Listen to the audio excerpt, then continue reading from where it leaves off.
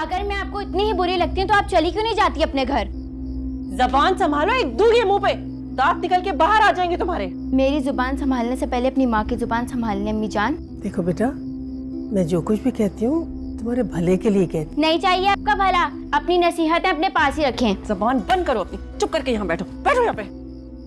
आइंदा मुझे अपनी पोती की मिसालें देने की जरूरत नहीं है, वरना इससे भी ज्यादा जोर से चिल्लाऊंगी। तुम चुप नहीं होगी? चुप नहीं होगी तुम? क्या कर रही हो नफीसा, बच्ची है वो। अम्मा जी, आपको एक थप्पड़ रसीद करना था ना इनके मुंह पे, इसी तरह समझ आती है इन्हें, अपने बाप की तरह। मरियम बेटा, तुम ही मुझे बताओ कि मैंने इससे ऐसा क्या कह दिया है जो मुझसे इतना नाराज रहती है ये? अम्मी जान, आपको पता है मारिया ने अंग्रेजी फिल्म देख रही थी, वो जो बड़ों वाली फिल्म नहीं होती। नानी अम्मा तो बस इसे समझाने की कोशिश कर रही थी कि चुप हो जाओ तुम। मैं सिखाता हूँ ना तुझे तमीज। इधर आ, इधर आ। माफी मांग नानी अम्मा से। क्या कर रहे हो, छोड़ो उसको। मैं इसके टुकड़े टुकड़े कर दूंगा। इसकी ये जुर्रत आपसे इस लहजे में बात करे मुंह मानी जाए। तुम रहने दो, मैं जानू मेरी बेटी जाने। मैं नहीं मानूंगा। पैर पकड़ो, पैर पकड़ो। क्या कर रहे हो? इस तरह से तमीज सिखाई जाती है मारपीट करके? तमीज सिखाने के लिए घर का माहौल सही करना होता है। बैठो बेटा। नफीसा, इसको प्यार मोहब्बत से समझाओ बेटा, ऐसे थोड़ी करते।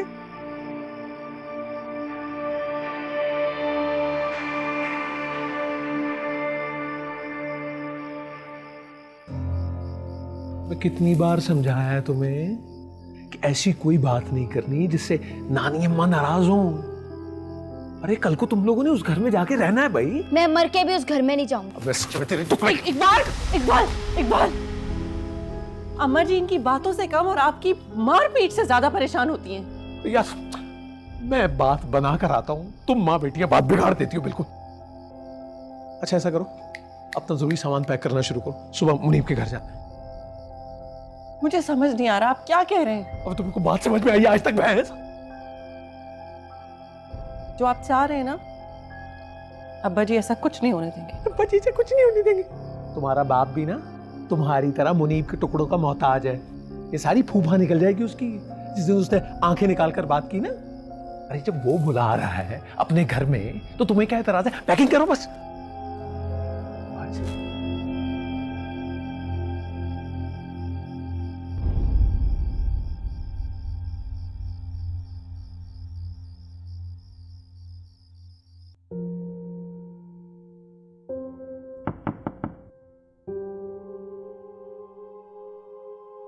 खैरी, मैं तो ये देखने आया था कि तुम सोई कि नहीं सोई, मगर तुम तो जाग रही हो। आनिया बेटा, सुबह दफ्तर नहीं जाना क्या? क्या करूं? आंखें बंद करती हूं तो आंटी का चेहरा आंखों के सामने आ जाता है। अच्छा तुम आयतुल कुर्सी पढ़ो, आहिस्ता आहिस्ता नींद आ जाएगी। जी। और आप क्यों जाग रहे हैं अभी तक? मुझे इतनी बुरी याद आ रही है। जिंदगी का एक अरसा गुजारा मैंने उसके साथ, याद क्यों नहीं आएगी? इतनी आसानी से बोल तो नहीं सकता था। वो कहते हैं ना कि घर घरवाली से होता है। याद आ रही है। मेरी आंटी तो वापस नहीं आ सकती, आपकी बुढ़िया तो आ सकती है ना। क्यों नहीं ले आते उन्हें वापस जाके? मर्जी की बात बताऊं, अब जब उसे पता चलेगा कि तुम आ गई हो ना घर में, तो जलन के मारे फौरन आ जाएगी, देख लेना। मैं जानता हूं अपनी बुढ़िया को। अब्बा जी ने बिलाखिर एक काम करने वाली ढूंढ ली है। पास पड़ोस के घर में काम करती थी, साफ सुथरी, पढ़ी लिखी और मेहनती लड़की है।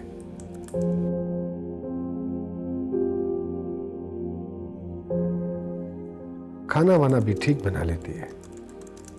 सबसे अच्छी बात यह है कि अब्बा जी की उसके साथ बहुत अंडरस्टैंडिंग हो गई है।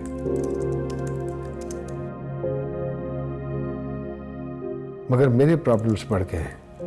अब मेरी समझ में ये नहीं आ रहा कि अम्मा को कैसे वापस घर लाऊं।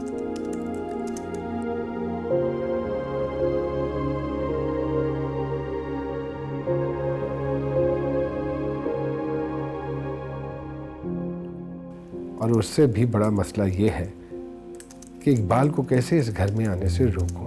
ख्वाहिश तो हो इसे, या तुम